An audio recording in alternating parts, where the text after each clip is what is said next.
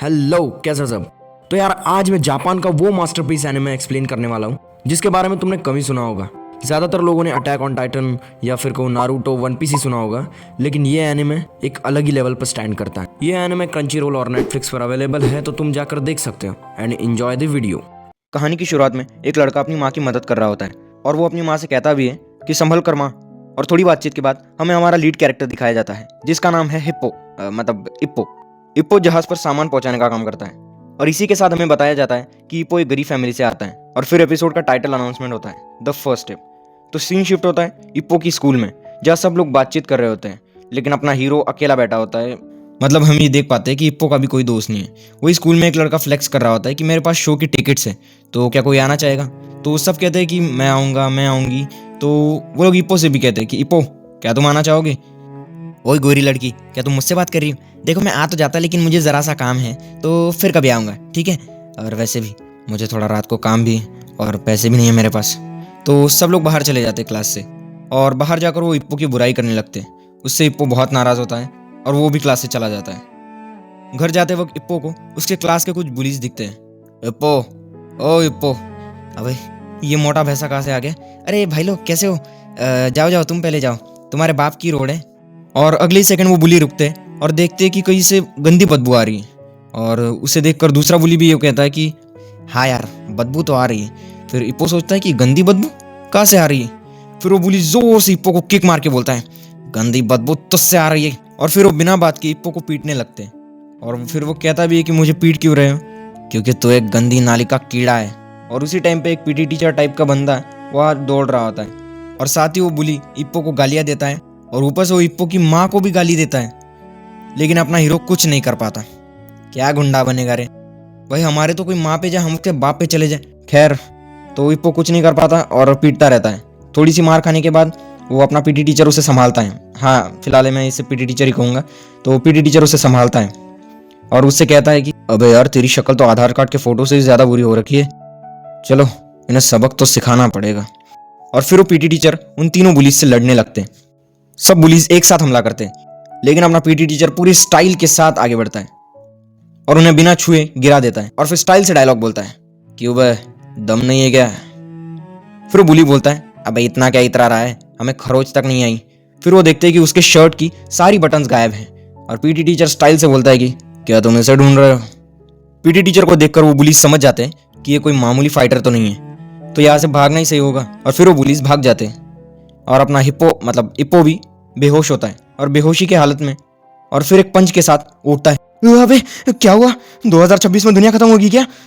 फिर वो देखता है कि वो एक जिम में है, बॉक्सिंग जिम में।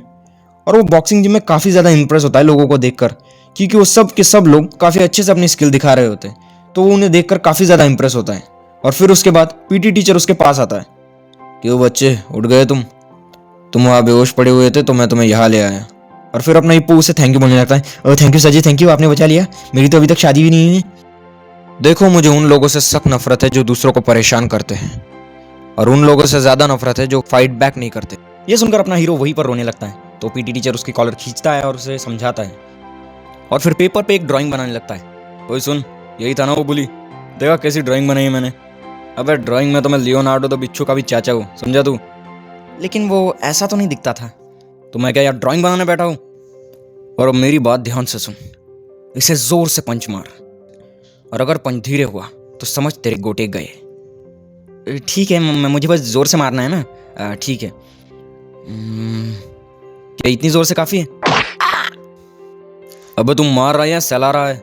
ऐसा जोर से मार, जिप करके आवाज आनी चाहिए। ठीक है, मैं और जोर से मारता हूँ।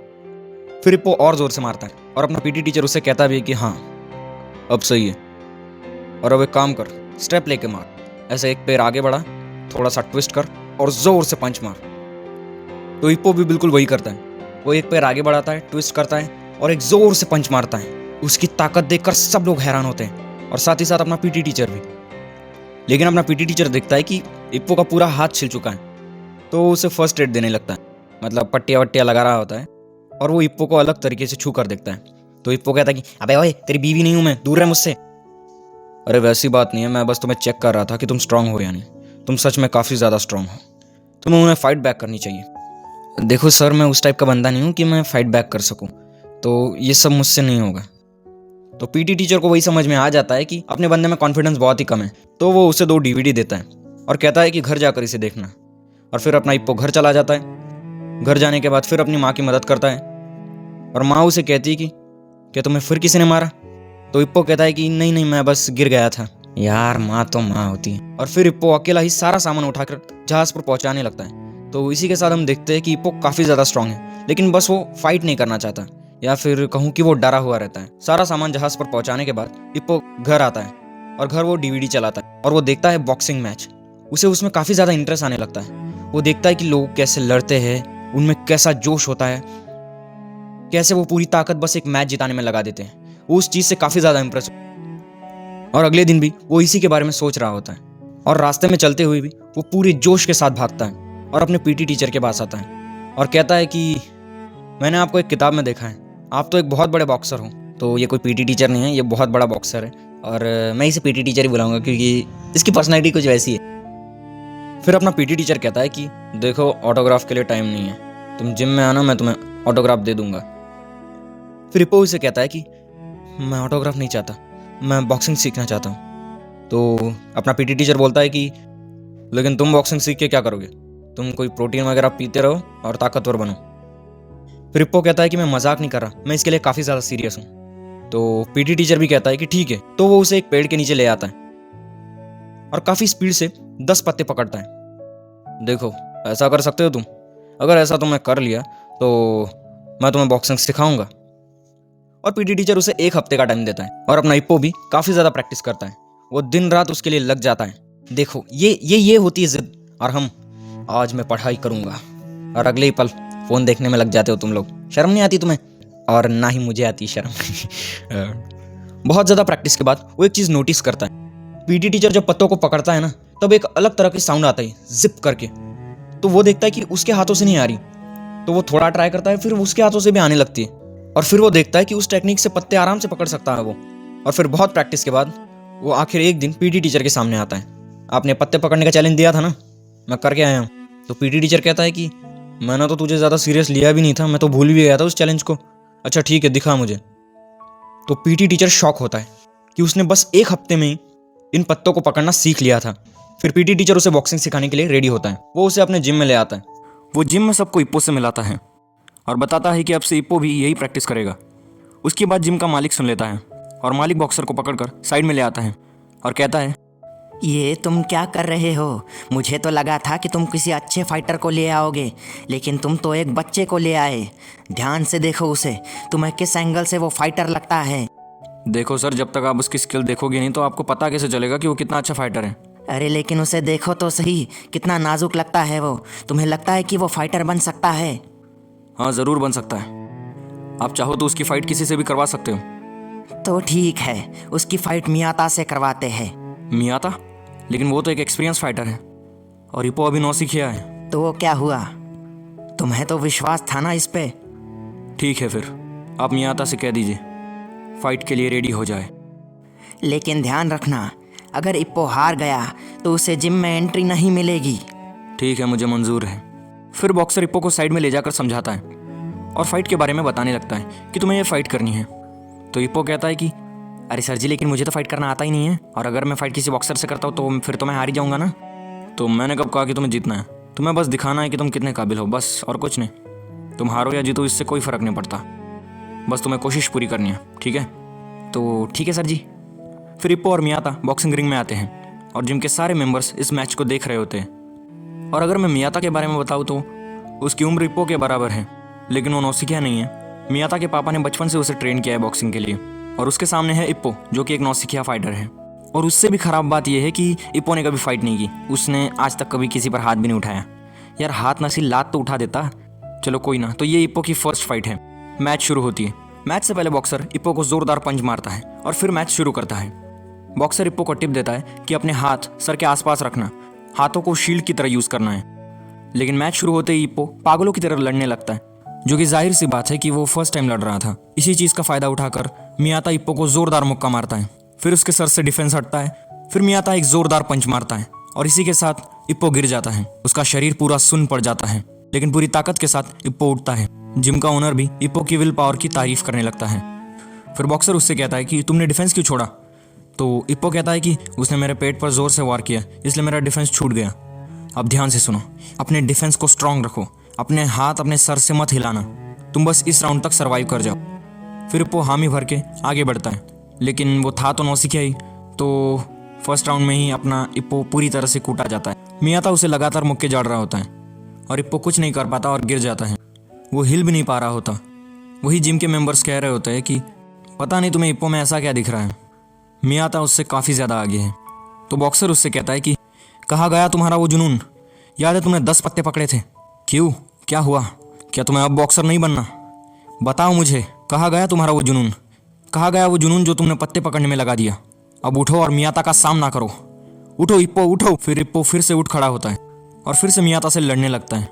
उसकी विल पावर देखकर मियाता और जिम ओनर दोनों शॉक होते हैं। फिर इप्पो फिर से डिफेंस पोज में आ जाता है, लेकिन फिर भी मियाता उस पर भारी पड़ता है। वो लगातार उसके पेट पर मुक्के जड़ता है, लेकिन अपना इप्पो कुछ नहीं कर पाता। तो बॉक्सर उससे कहता है कि अपने पैर का यूज़ करो, उससे बचने के लिए अपने पैर का यूज़ करो।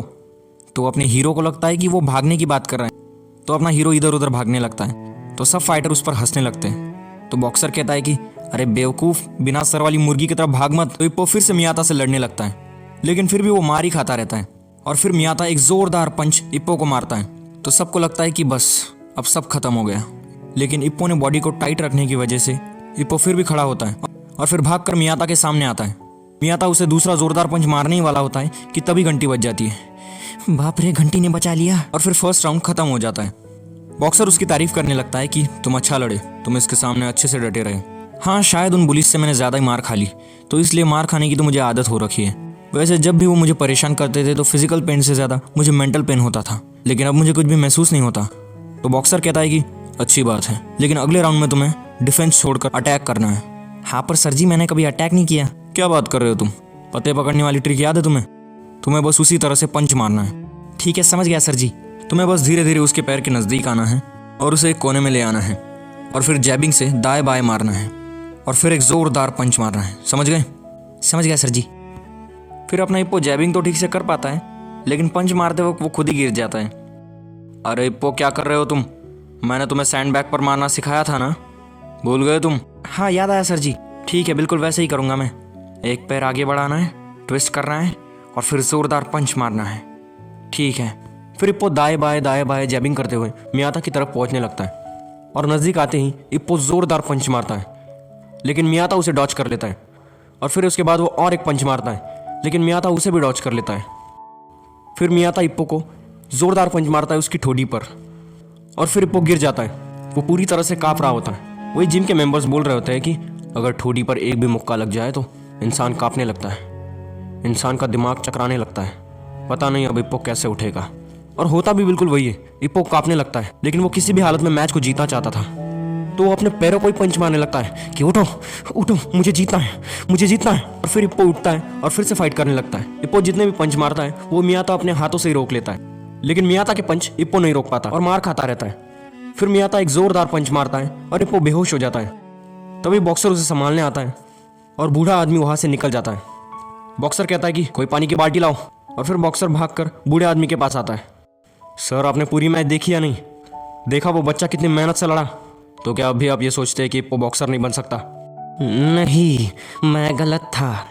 मैंने अपने वक्त में बहुत से बॉक्सर्स देखे हैं, बहुत कम लोग ही ऐसा बन पाते हैं। जितने भी आज महान बॉक्सर बने हैं उनमें एक चीज़ कॉमन है, और वो है विल पावर का होना, जो इप्पो में कूट कूट कर भरा है। मैं इस बच्चे को हर रोज़ जिम में देखना चाहता हूँ। मैं इसे वर्ल्ड क्लास बॉक्सर बनाना चाहता हूँ, तो तुम इसकी ट्रेनिंग शुरू कर दो।